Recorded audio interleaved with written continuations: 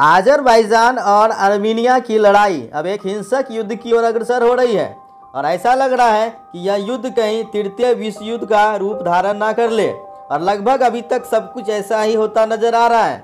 वे Nagorno Karabakh नामक क्षेत्र के लिए लड़ते हुए दिखाई दे रहे हैं, लेकिन जिस प्रकार से दो छोटे देशों के बीच हिंसक झड़प में फ्रांस, रूस और तुर्की जैसे देश शामिल हो रहे हैं, इससे यह एक प्रश्न तो बन रहा है कि यह लड़ाई केवल जमीन के लिए है या किसी और बात के लिए।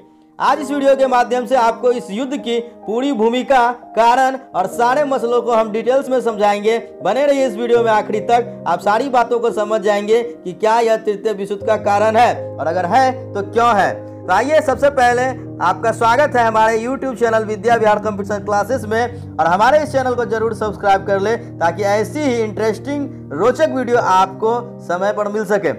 आइए, सबसे पहले आपको बताते हैं कि ये युद्ध होने का सबसे बड़ा कारण क्या है।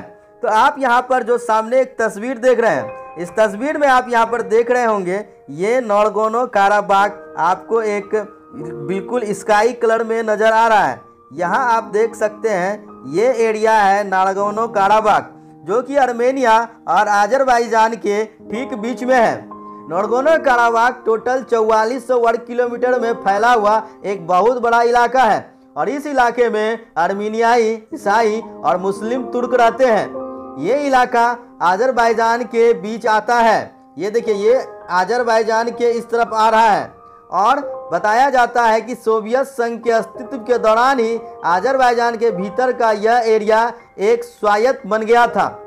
अंतर्राष्ट्रीय स्तर पर इस इलाके को आज़रबाईजान के हिस्से के तौर पर ही जाना जाता है, लेकिन यहाँ जो अधिकतर आबादी है वो आबादी आर्मीनिया के यहाँ पर रहते हैं। यानी हिस्सा तो ये आज़रबाईजान का है, लेकिन ज़्यादातर लोग यहाँ पर आर्मीनियाई लोग यहाँ पर निवास कर रहे हैं। 1991 में इस इलाके के लोगों ने खुद को आज़रबाईजान से स्वतंत्र घोषित करते हुए आर्मेनिया का हिस्सा घोषित कर दिया।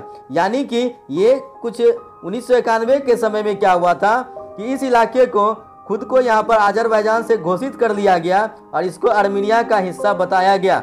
अब इससे क्या हुआ कि आज़रबाईजान ने इसे खारिज कर दिया और इसके बाद दोनों देशों के बीच कुछ समय के अंतराल पर अक्सर यहाँ पर संघर्ष होता रहता है ये नागोर्नो काराबाख एरिया के लिए।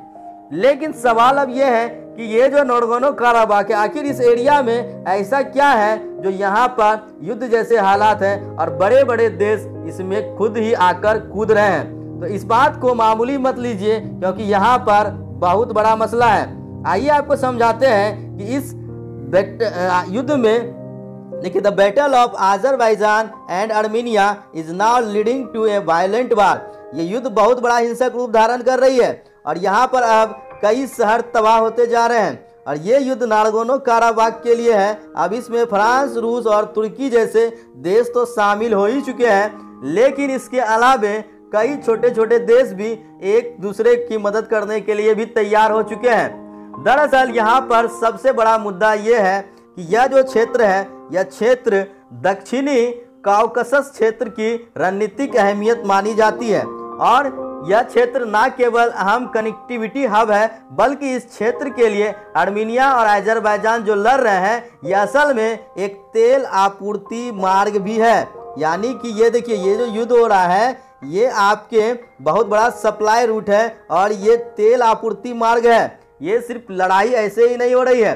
आपको यहाँ पर बता देते हैं कि नागोर्नो काराबाख के लिए लड़ाई आज से नहीं बल्कि पिछले 100 वर्षों से चली आ रही है। आर्मीनिया और आज़रबाईजान किसी समय सोवियत संघ का हिस्सा थे। जहां आर्मीनिया ईसाई बहुल देश है तो आज़रबाईजान इस्लाम बहुल देश है। आर्मीनिया में ईसाई लोग बहुत हैं और आज़रबाईजान में इस्लाम बहुत ज़्यादा मात्रा में पाए जाते हैं। तो ये आप यहाँ पर समझ सकते हैं कि यहाँ पर सबसे बड़ा जो मसला है वो यहाँ पर तेल क्षेत्र को लेकर है।